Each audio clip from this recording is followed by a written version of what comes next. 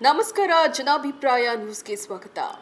ಜೇವರ್ಗಿ ಕ್ಷೇತ್ರದ ಅಭಿವೃದ್ಧಿ ವಿಚಾರವಾಗಿ ಶಾಸಕ ಡಾಕ್ಟರ್ ಅಜಯ್ ಧರ್ಮಸಿಂಗ್ ವಿರುದ್ಧ ಸಾಮಾಜಿಕ ಕಾರ್ಯಕರ್ತ ಮಡಿವಾಳಪ್ಪ ಹನುಮಂತಗೋಳಪ್ಪ ರವರು ತೀವ್ರ ಆಕ್ರೋಶ ವ್ಯಕ್ತಪಡಿಸಿದ್ದಾರೆ. ಕೆಕೆಆರ್ಡಿಬಿ ಅಧ್ಯಕ್ಷರಾಗಿದ್ದರೂ ಕ್ಷೇತ್ರದ ಅಭಿವೃದ್ಧಿ ಶೂನ್ಯವಾಗಿದೆ ಎಂದು ಆರೋಪಿಸಿರುವ ಅವರು ಸಚಿವ ಸ್ಥಾನಕ್ಕಾಗಿ ಲಾಬಿ ಮಾಡುವ ಬದಲು ಜನರ ಸಮಸ್ಯೆಗಳಿಗೆ ಸ್ಪಂದಿಸಬೇಕೆಂದು ಒತ್ತಾಯಿಸಿದ್ದಾರೆ.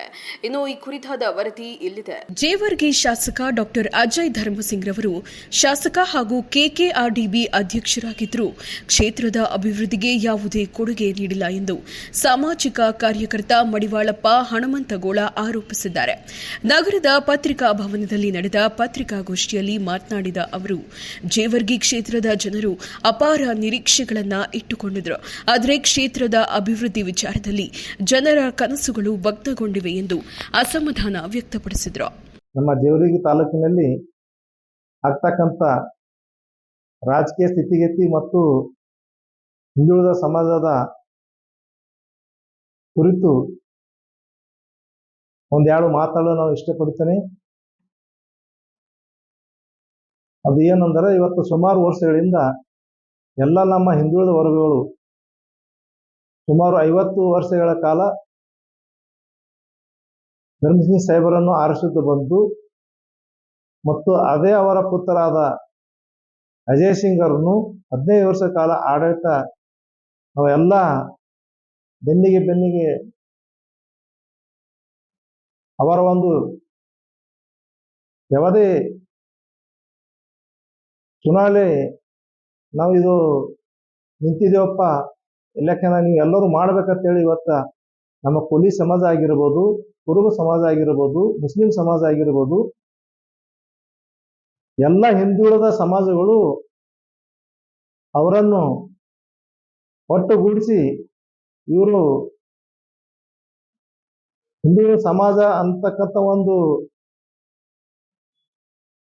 ನಡೆಯಲ್ಲಿ ತಿಳಿದುಕೊಂಡು ಇವತ್ತು ಸುಮಾರು 60-65 ವರ್ಷಗಳ ಕಾಲ ಅವತ್ತು ತಂದೆ ಮಗನಿಗೆ ನಾವು ಆರಿಸ್ಕೊತ ಬಂದಿದ್ದೇವೆ ಮತ್ತು ಆರಿಸಿ ತಂದಿದ್ದೇವೆ. 70 ವರ್ಷಗಳಲ್ಲಿ ನೀಲಕಂಠ ದೇವ್ರ ಮನಿ ಮತ್ತು ದೊಡ್ಡ ಬೋಡ ಬಿಟ್ರ ಉಳಿದ ಪೂರ್ಣಾವಧಿ ಆಡಳಿತ ಕಾಂಗ್ರೆಸ್ ಪಕ್ಷಕ್ಕೆ ಮತ್ತು ಧರ್ಮಸಿಂಗ್ ಅವರಿಗೆ ಮತ್ತು ಧರ್ಮಸಿಂಗ್ ಪುತ್ರವರಿಗೆ ನಾವು ಕೊಡ್ತಾ ಬಂದಿದ್ದೇವೆ. ಅವರು ಹಿಂದುಳಿದ ಸಮಾಜಕ್ಕೆ ಕೊಟ್ಟಿದ ನ್ಯಾಯ ಏನಾದರೂ ನಮ್ಮ ಯಕ್ಷ ಪ್ರಶ್ನೆ ಆಗಿದೆ. ಯಾಕಪ್ಪ ಅಂತಂದ್ರೆ, ಇವತ್ತ ಎಲ್ಲ ನಮ್ಮ ಹಿರಿಯರಲ್ಲಿ ಇಲ್ಲಿವರೆಗೆ ಯಾರು ಇನ್ನ ತಾಲೂಕಿನಲ್ಲಿ ಪ್ರಶ್ನೆ ಮಾಡ್ತಿಲ್ಲ ಅನ್ನೋದು ನಮ್ಮ ಒಂದು ನೋವಿನ ಸಂಗತಿ. ಇವತ್ತ ಬೇರೆ ಬೇರೆ ತಾಲೂಕ ನೋಡದೆ ಆದರೆ ಇವತ್ತು ಚಿತ್ತಾಪುರ ತಗೋರಿ, ಅಫಜಲ್ಪುರ ತಗೋರಿ, ಇವತ್ತು ಹಿಂದುಳಿದ ಸಮಾಜವರಿಗೆ ಒಂದು ರಾಜ್ಯ ಮಟ್ಟದಲ್ಲಿ, ಜಿಲ್ಲಾ ಮಟ್ಟದಲ್ಲಿ ಒಂದು ಕೋಲಿ ಸಮಾಜ ಅಲ್ಲಿ, ಕುರುಬ ಸಮಾಜ ಅಲ್ಲಿ, ಮುಸ್ಲಿಂ ಸಮಾಜ ಅಲ್ಲಿ ಒಂದು ನಾಮಿನೇಟ್ ಮಾಡ್ಕೊತಾ ಬಂದಿದ್ದಾರೆ.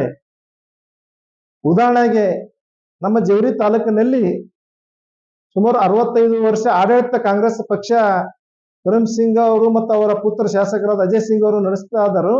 ನಮ್ಮನ್ನು ಹಿಂದುಳಿದ ಸಮಾಜವನ್ನು ಬಹಳ ಕಡೆಗಣಿಸ್ತಾ ಬಂದಿದೆ. ಅದು ನಮ್ಮ ನೋವಿನ ಸಂಗತಿ.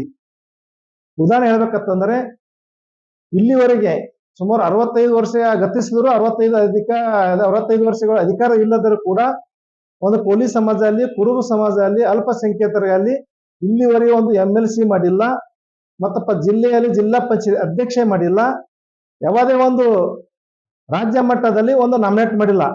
ಯಾಕಂತಂದ್ರ ಇವರು ಹಿಂದುಳಿದ ಸಮಾಜ ಎಲೆಕ್ಷನ್ ಬಂದಾಗ, ಚುನಾವಣೆ ಬಂದಾಗ ಮಾತ್ರ ಹೇಳ್ತಾರೆ. ಅದು ಬಿಟ್ಟರೆ ಮಾತ್ರ ಯಾವುದು ನಮ್ಮನ್ನು ಗಣನೆ ತೆಗೆದುಕೊಳ್ಳುವುದಿಲ್ಲ. ಅದರಲ್ಲಿ ವಿಶೇಷವಾಗಿ ಕೋಲಿ ಸಮಾಜಕ್ಕೆ ಇಷ್ಟು ಅನ್ಯಾಯ ಮಾಡಿದೆ ಅಂದ್ರೆ ಅದು ನಾವು ಹೇಳ್ಕೊಳ್ಳಿಕ್ ಸಾಧ್ಯ ಇಲ್ಲ. ಇವತ್ತ ಧರ್ಮಸಿಂಗ ಸಮಕಾಲೀನವಾದ ಮನುಷ್ಯ ಶಿವಶರಣಪ್ಪ ಕೋಬಾಳ್ ಆಗಿರ್ಬೋದು, ಮಲ್ಲಿಕಾರ್ಜುನ ಆಲೂರ್ ಆಗಿರ್ಬೋದು, ಅದರ ಜೊತೆಗೆ ಕಾಂಗ್ರೆಸ್ ಪಕ್ಷ ಅನ್ನೋದೇ ಕಮ್ಯುನಿಸ್ಟ್ ಏನ್ ನಮ್ಮ ಜೇವರ್ಗಿ ತಾಲೂಕಿನಲ್ಲಿ ಎಷ್ಟು ಬೊಲೈಡ್ ಆಗಿತ್ತಂದ್ರೆ, ಕಮ್ಯುನಿಸ್ಟ್ ಬಿಟ್ಟರೆ ಕಾಂಗ್ರೆಸ್ ಇದ್ದಿಲ್ಲ, ಕಾಂಗ್ರೆಸ್ ಬಿಟ್ಟರೆ ಕಮ್ಯುನಿಸ್ಟ್ ಇದ್ದಿಲ್ಲ. ಆ ಒಂದು ಉದ್ದೇಶದಿಂದ ಮ್ಯಾಲಿನ ಕೇಂದ್ರ ಸರ್ಕಾರದಲ್ಲಿ ಅಲಯನ್ಸ್ ಆದವ್ರು ಇವತ್ತು ಕಮ್ಯುನಿಸ್ಟ್ ಪಾರ್ಟಿ ಅವರಿಗೂ ಜೊತೆಗೂಡಿ ಎಲ್ಲ ಸಹಕಾರ ಸಂಭ್ರಮ ಮಾಡ್ರ. ಅದರಲ್ಲಿ ಧರ್ಮಸಿಂಹ ಸಮಕಾಲೀನ ಮನುಷ್ಯರಾದಂಥ ಸಾಯಿಬಣ್ಣಪ್ಪ ಹನುಮಂತ ಇಟಗಿ ಆಗಿರ್ಬೋದು, ಉಳ್ಕಂಡ್ರೆ ಅಳಗುಂಡಿ ಆಗಿರ್ಬೋದು, ಮಲ್ಕಪ್ಪಗೌಡ ಅಳಗುಣಿಗೆ ಆಗಿರ್ಬೋದು, ಸಾಯಿಬಣ್ಣ ಕೆಲ್ಲೂರು ಆಗಿರ್ಬೋದು, ಸಿದ್ದಣ್ಣ ರಾಜೋಳ ಆಗಿರ್ಬೋದು, ಶಂಕರ್ ಕಟ್ಟಿಸಂಗಿ ಆಗಿರ್ಬೋದು, ಅನೇಕ ಕಮ್ಯುನಿಸ್ಟ್ ಪಾರ್ಟಿ ಎಲ್ಲ ಅವರ ನಮ್ಮ ಹಿಂದುಳಿದ ನಾಯಕತ್ವ ಏನು ಎಲ್ಲ ಎದೆ ಒಂದು ಕೂಡಿ ಇವತ್ತು ಅವರನ್ನು ಆರಿಸಿ ಕಳಿಸಿದರು, ಅವರನ್ನು ಕಡೆಗಣಿಸಿದ್ದಾರೆ. ಯಾರಿಗೆ ಒಂದು ಗುರುತು ಇಲ್ಲದೆ ಅವರನ್ನು ರಾಜಕೀಯ ಬಳಸುವುದು ಮತ್ತು ಇನ್ನುವರೆಗೆ ಯಾರಿಗೆ ಅವರ ರಾಜಕೀಯ ಜೀವನದಲ್ಲಿ ಅವರಿಗೆ ಅಲ್ಲಿಗೆ ಸಮರ್ಪಣೆ ಮಾಡಿದ್ದಾರೆ. ಮುಂದಿನ ದಿನಗಳಲ್ಲಿ ಅವರೆಲ್ಲ ಮಕ್ಕಳಾದರ ಜೊತೆಗೆ ಕಾಂಗ್ರೆಸ್ ಪಕ್ಷಕ್ಕೆ ಬೆಂಬಲ ಸೂಚಿಸಿ ಬಂದಿದ್ದಾರೆ. ಇವತ್ತು ಅವ್ರ ಮಕ್ಕಳಾಗಿರ್ಬೋದು, ಶಿವಾಜಿ ಹನುಮಂತಗಳು ಇದ್ದಿರ್ಬೋದು, ರೇವಣ ಕಮನಿ ಇದ್ದಿರ್ಬೋದು, ಹುಲ್ಕಂಟ್ರೆ ಇದ್ದಿರ್ಬೋದು, ರಾಜೇಂದ್ರ ರಾಜು ಇದ್ದಿರ್ಬೋದು, ಸುಮಾರು ಏನು ಅವರು ಹಿರಿಯರು ಏನು ಸೇವೆ ಸಲ್ಲಿಸಿದ್ರು ಅವರ ಜೊತೆಗೂಡಿ ಆ ಒಂದು ನಿಟ್ಟಿನಲ್ಲಿ ಅವ್ರಿಗೆ ಬಿಡಬಾರದು, ಇವರು ನಮ್ಮ ನಾಯಕರು ಮತ್ತು ಇವರು ಧನ್ಸಿಂಗ್ ಅವರು ಮತ್ತು ಹಿಂದುಳಿದವರ ತೆಕ್ಕೆ ಅವ್ರ ಮಕ್ಕಳ ಜೊತೆಯನ್ನು ಕೂಡಿದ್ರು, ಅವ್ರ ಮಕ್ಕಳು ಅವರನ್ನು ಬೆಂಬಲಕ್ಕೆ ನಿಂತರು. ಇನ್ನೂವರೆಗೆ ಯಾರನ್ನು ಇವತ್ತು ಪೂರ ಒಂದು ಯಾವ್ದೋ ನಾಮಿನೇಟ್ ಆಗಲಿ, ಜಿಲ್ಲಾ ಪಂಚಾಯತಿ ಟಿಕೆಟ್ ಆಗಲಿ, ಯಾವ್ದೋ ನಾಮಿನೇಟ್ ಆಗಲಿ ಇಲ್ಲಿವರೆಗೆ ಪೂರ ಗಣಿಸಿ ಬಂದಿದ್ದಾರೆ.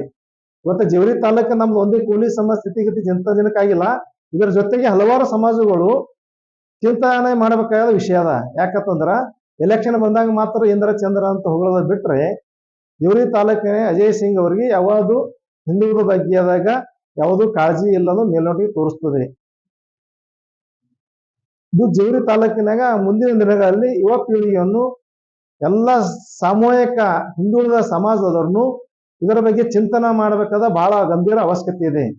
ಯಾಕಂದ್ರೆ ಹಿಂಗೆ ಬಿಟ್ಟರೆ ನಮ್ಗೆ ಮುಂದಿನ ದಿನಗಳಲ್ಲಿ ಜವಳಿ ತಾಲೂಕಿನ ನೆಲೆ ಇಲ್ಲ ಅನ್ನೋದು ನಾವು ಅರಿತುಕೊಳ್ಬೇಕಾಗ್ತದ. ಬೇರೆ ಬೇರೆ ತಾಲೂಕಿನಲ್ಲಿ ನೋಡಿದ್ರೆ ಪೂರ ಇವತ್ತ ರಾಜ್ಯ ಮಟ್ಟದಾಗ MLC ಅದರ, ಜಿಲ್ಲಾ ಪಂಚಾಯತ್ ಅಧ್ಯಕ್ಷ ಆಗ್ಯಾರ, ನಾಮಿನೇಟ್ ಆಗಿದಾರ. ಆದ್ರೆ ಜವಳಿ ತಾಲೂಕಿಗೆ ಬಂದಾಗ ನಮಗನ್ನು ಯಾಕೆ ಕಡೆಗಣಿಸ್ತಾರ ಅನ್ನೋದು ನಮ್ದು ಯಕ್ಷ ಪ್ರಶ್ನೆ ಆಗಿದೆ. ನಾವು ಹಿಂಗೆ ಅಜಯ್ ಸಿಂಗ್ ಎಲೆಕ್ಷನ್ ಬಂದಾಗ ಹಿಂಗೆ ಒಂದು ಹಣಕ್ಕಾಗಿ ಮಾರ ಹೋಗ್ತೀವೋ, ಒಂದು ಅವರ ಮಾತಿಗೆ ಮಾರ ಹೋಗ್ತೀವೋದು ಗೊತ್ತಾಗ್ತಿಲ್ಲ ಇನ್ನುವರೆಗೆ.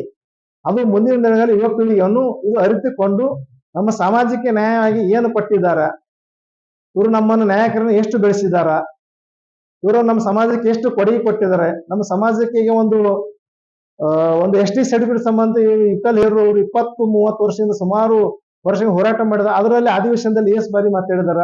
ಅದು ಕೂಲಂಕಷವಾಗಿ ಈ ರಾಜ್ಯದ ಮುಖ್ಯಮಂತ್ರಿ ಆದರೂ ಸಹ ನಮ್ಮ ಜವಳಿ ತಾಲೂಕ ಒಂದು ಸಾಮಾಜಿಕ ನ್ಯಾಯಕ ಆರ್ಥಿಕವಾಗಿ ಇನ್ನೂ ಹಿಂದುಳಿದಿದೆ.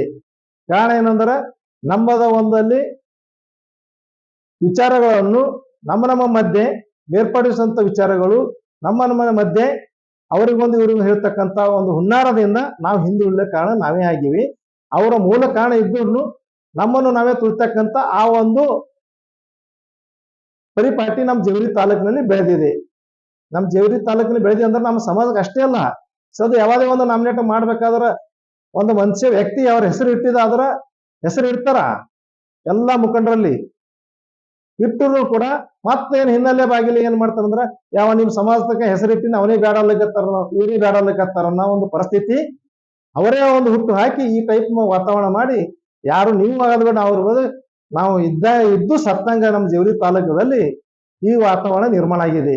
ಇದು ಮುಂದಿನ ದಿನಗಳಲ್ಲಿ ಯುವ ಪೀಳಿಗೆ, ಹಿಂದಿನ ದಿನಗಳಲ್ಲಿ ಒಂದು ಏನೋ ಆಗಿ ಹೋಗಿದೆ. ಇವತ್ತು ಯುವ ಪೀಳಿಗೆಯಲ್ಲಿ technology, digital, mobile, WhatsApp, TV ಬಂದಿಷ್ಟು ಮುಂದುವರೆದ್ರು ಇನ್ನು ನಾವು ಇಷ್ಟೇ ಈ ಹಿಂದುಳಿದ ಕಾರಣ ಏನಪ್ಪಾ ಅಂದ್ರ ನಮ್ಮ ದೌರ್ಬಲ್ಯ, ನಮ್ಮ ಹೇಳ್ತಕ್ಕಂತ ಒಂದು ಮನೋಭಾವ, ಹಟ್ಟಿಕಿಚ್ಚೆ ಹಿಂಗೆ ಉಳಿದ. ಆದ್ರೆ ನಾವು ಮುಂದೆ ಬರೋದೇ ಯಾವಾಗ, ಮುಂದೆ ನಾವು ರಾಜಕೀಯ ಒಂದು ಸಬಲ ಆಗೋದು ಯಾವಾಗ ಅನ್ನೋ ಒಂದೊಂದು ಯಕ್ಷ ಪ್ರಶ್ನೆ ಆಗಿ ಇವತ್ತ ನಾವು ಪತ್ರಿಕಾ ಮುಖಾಂತರ ಹೇಳಕ ಬಯಸ್ತಿದ್ದೀನಿ. ಇವತ್ತ ನಾವೊಂದು ಪತ್ರಿಕೆ ಮುಖಾಂತರ ಆಲ್ರೆಡಿ ಹೇಳಿದ್ದೇನೆ. ಇವತ್ತ 2% ಜನ ಇಲ್ಲದ್ರು ಇವತ್ತು ಶಾಸಕರು ಆಗ್ಲಿಕತ್ತಾರ, ಅದು ಓಕೆ. ನಾವು ಪೊಲೀಸ್ ಸಮಾಜ 25-30 ಲಕ್ಷ ಏನ್ ಹೇಳ್ತೀವಲ್ಲ, ಅದು 25 ಮುಗಿಸ ಆಲ್ರೆಡಿ ದಿವಂಗತ ಬಿ ನಾರಾಯಣರಾವ್ ಅವರ ಪತ್ನಿ ಆದಂತ ಬಿ ಮಲಾರಿಗೆ ಒಂದು ಟಿಕೆಟ್ ಒಂದ್ ಬಾರಿ ಕಾಂಗ್ರೆಸ್ ಟಿಕೆಟ್ ಕೊಟ್ಟಿತ್ತು ಅಂದ್ರೆ ಅವ್ರನ್ನು ಪರಭಾಗೊಂಡ್ರು ಅಂದ್ರೆ ಸೋತರಪ್ಪ, ನಿಮ್ಗೆ ಯಾವ್ದು ಕಾಂಗ್ರೆಸ್ ಟಿಕೆಟ್ ನಿಮ್ಗೆ ಯಾವ್ದು ಒಂದು ಖರ್ಚು ಮಾಡಕ್ ಯೋಗ್ಯತೆ ಇಲ್ಲ, ನಿಮ್ಗೆ ಒಂದು ಅಷ್ಟು ಇದು ಇಲ್ಲ ಅಂತ ಹೇಳಿ ವಿಜಯ್ ಸಿಂಗ್ ಕೊಡೋ ಸಲ ಅಂತ ಹೇಳಿ ವಿಜಯ್ ಸಿಂಗ್ ಅವರು 23ರಲ್ಲಿ ಅವರನ್ನು ಟಿಕೆಟ್ ಕೊಟ್ಟು ಮಾಲಾ ಅವರು ಪರವಾಗೊಂಡ್ರು. 2023 ವಿಜಯ್ ಸಿಂಗ್ ಅವರು ನಮ್ಮ ಪೊಲೀಸ್ ಸಮಾಜದ ಮೇಲೆ ಯಾಕೆ ಅವರು ಅಷ್ಟು ಅಟ್ಯಾಕ ಮತ್ತೆ ಬೇರೆ ಕಡೆ ತೋದಾಗಿತ್ತಲ್ಲ, ಅಂದ್ರೆ ಪೊಲೀಸ್ ಸಮಾಜ ದೌರ್ಬಲ್ಯದ ಒಂದು ರಾಜಕೀಯ ಸ್ಥಿತಿಗತಿ ಇವ್ರ ಹಿನ್ನಡೆ ಆದ ಕಾರಣ ಇವ್ರು ಯಾರು ಕೇಳೋದು ಇರಲ್ಲ ಅಂತೇಳಿ ಆ ಟಿಕೆಟ್ ಅನ್ನು ಅವರು ತಗೊಂಡ್ರು 2023ರಲ್ಲಿ. ತಗೊಂಡಿದ್ದ ಆಯ್ತು, ಓಕೆ ಇತ್ತು, ನಾವೆಲ್ಲ ನಿಷ್ಠಾವಂತ ಪೊಲೀಸ್ ಸಮಾಜದ ಸ್ವಾಭಿಮಾನಿ ಎಲ್ಲರೂ ಹೋರಾಟ ಮಾಡಿದೆವು. ಜೇವರ್ಗಿ ಅಲ್ಲಿ ಎಲ್ಲ ಹಠ ಅಜಯ್ ಸಿಂಗ್ ಹಟೋ, ವಿಜಯ್ ಸಿಂಗ್ ಹಟೋ, ಪೊಲೀಸ್ ಬಚಾವ್ ಎಲ್ಲ ಹೋರಾಟ ಮಾಡಿದ್ರು. ಅವ್ರು ಟಿಕೆಟ್ ತಗೊಂಡಿ ಆದ್ರು ಅವರು ಏನು ಮಾಡಿದ್ರ 2023 ಎಲೆಕ್ಷನ್ ಅವರು ಸೋತರು. ಮುಂದಿನ ನಾವು ಏನೋ ಕೇಳ್ಬೇಕಾಗಿತ್ತು ಅಂದ್ರೆ ಅವರು ಒಂದ್ಸಲ ಸೋತಾರ, ಇವರು ಸೋತಾರ. ಮುಂದಿನ 2022 ಚುನಾವಣೆಯಲ್ಲಿ ಬಸವ ಕಲ್ಯಾಣ ಸ್ಥಳೀಯ ಅಭ್ಯರ್ಥಿ ಆದ ದಿವಂಗತ ಬಿ ನಾರಾಯಣರಾವ್ ಅವರಿಗೆ ಹೈಕಮಾಂಡ್ ಟಿಕೆಟ್ ಕೊಟ್ಟಿದ್ದಾದ್ರ ಇವರು ಸಾಮಾಜಿಕ ನ್ಯಾಯ ಒಂದು ಕಾಂಗ್ರೆಸ್ ಒಂದು ಎತ್ತಿ ಹಿಡಿತಂದ್ರೆ ನಮ್ಮಲ್ಲಿ ಭರವಸೆ ಇದೆ. ಮತ್ತಪ್ಪ ಅಂದ್ರೆ ಅವ್ರ ದುಡ್ಡಿಗಾಗಿ ಟಿಕೆಟ್ ಮಾರ್ಕೋತಿ ಆದ್ರ ನಮ್ಮ ಪೊಲೀಸ್ ಸಮಾಜಕ್ಕೆ, ನಮ್ಮ ಹಿಂದೂ ಸಮಾಜಕ್ಕೆ ಇದಕ್ಕೆ ನ್ಯಾಯ ಎಲ್ಲಿದೆ? ಮತ್ತಪ್ಪ ಅಂದ್ರೆ ಹೇಳೋರಿಲ್ಲ ಕೇಳೋರಿಲ್ಲ ಪರಿಸ್ಥಿತಿ ನಮಗೆ ನಿರ್ಮಾಣ ಆಗಿದೆ. ಮುಂದಿನ ದಿನಗಳಲ್ಲಿ ಎಲ್ಲರೂ ಯುವಕರು, ಪೊಲೀಸ್ ಸಮಾಜದ ಒಂದು ಮುಖಂಡರು ಒಟ್ಟಾಗಿ ಪಾರ್ಟಿ ಯಾವುದೇ ಇರಲಿ ನಮ್ಮ ಸಮಾಜಕ್ಕೆ ಅನ್ಯಾಯ ಆಗ್ತದ ಅನ್ನೋ ಒಂದು ದೃಷ್ಟಿಯನ್ನು ಇಟ್ಟುಕೊಂಡು ಅವರಿಗೆ ನಾವು ಕೇಳಿದೆ ಆದರೆ, ಅವರ ವಿರುದ್ಧ ನಾವು ಒಂದು ಹೋರಾಟ ಮಾಡಿದೆ ಆದರೆ ನಮಗೆ ನ್ಯಾಯ ಸಿಗಲಿಕ್ಕೆ ಸಾಧ್ಯ ಅನ್ನೋದಂತ ನನ್ನ ಒಂದು ವೈಯಕ್ತಿಕ ಅಭಿಪ್ರಾಯ. ಸುಮಾರು ಹೇಳ್ಕೊತ ಹೋದರೆ ನಮ್ಮ ಜೇವರ್ಗಿ ತಾಲೂಕಿನಲ್ಲಿ ಇವತ್ತು ಕೋಲಿ, ಕಬ್ಬಲಿಗ, ಕುರುಬ, ಅಲ್ಪಸಂಖ್ಯಾತರು, ಲಮಾಣಿಯರು, ದಲಿತರು ಇನ್ನೂ ತನ ಸುಮಾರು 60-65 ವರ್ಷ ಆದರೂ ಯಾರು MLC ಒಬ್ರು ಆಗಿಲ್ಲ, ಜಿಲ್ಲಾ ಪಂಚಾಯತಿ ಅಧ್ಯಕ್ಷರು ಒಬ್ರು ಆಗಿಲ್ಲ. ಇದು ದುರ್ದೈವ ಸಂಗತಿ.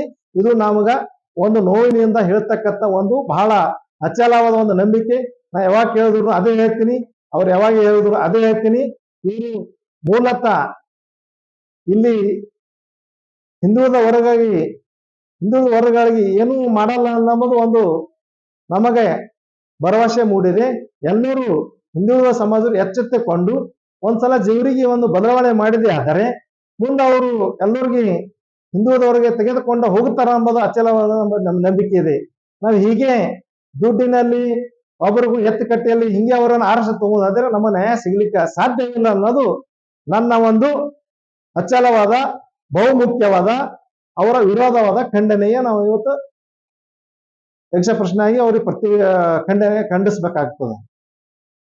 ಮುಂದಿನ ದಿನಗಳಲ್ಲಿ ಅಜಯ್ ಸಿಂಗ್ ಅವರು ಅವರ ಒಂದು ಮುಖ್ಯಮಂತ್ರಿ ಆದರು, ರಾಜ್ಯದ ಮುಖ್ಯಮಂತ್ರಿ ಆದರು. ಅವರಿಗೆ ಮಂತ್ರಿ ಸಿಗಲಾಗತ್ತಂದ್ರೆ ಎಷ್ಟು ನೋವಾಗಿತ್ತಲ್ಲ, ಎಷ್ಟು ಎಲ್ಲರಿಗೆ ಎಲ್ಲ ರಕ್ತದಲ್ಲಿ ಮತ್ತಪ್ಪ ಅಂದ್ರೆ ಎಲ್ಲ ಮಾಧ್ಯಮದಲ್ಲಿ ಖರ್ಗೆ ಸಾಹೇಬರಿಗಾಗಲಿ ಅವ್ರು ಎಷ್ಟು ಅಭಿಮಾನಿಗಳು ಬಂದು ಹೋಗಿದಾರಲ್ಲ ಅವ್ರಿಗೆ ನೋವಾಗ್ತಕ್ಕಂಥ ಅದೇ ರೀತಿ ನಿಮ್ಮ ನೋವು ಎಲ್ಲ ಹಿಂದುಳಿದ ನೋವು ಅಂತ ತಿಳ್ಕೊಂಡು ನೀವು ಮುನ್ನಡೆದೆ ಆದ್ರೆ ನಮಗೊಂದು ನ್ಯಾಯ ಸಿಗಲಿಕ್ಕೆ ಸಾಧ್ಯ ಅದ. ಇಲ್ಲಕ್ಕಂದ್ರ ಅಜಯ್ ಸಿಂಗ್ ಅವರನ್ನು ನಾವು ಮುಂದಿನ ಎಷ್ಟೇ ಕಷ್ಟಪಟ್ಟರು ಸೋಲಿಸಿ ಮನೆ ಕಳಿಸ್ಬೇಕಂದು ನಮ್ಮ ಮಾಧ್ಯಮ ಮುಖಾಂತರ ನಾನು ಆಗ್ರಹ ಪಡಿಸ್ತೇನೆ.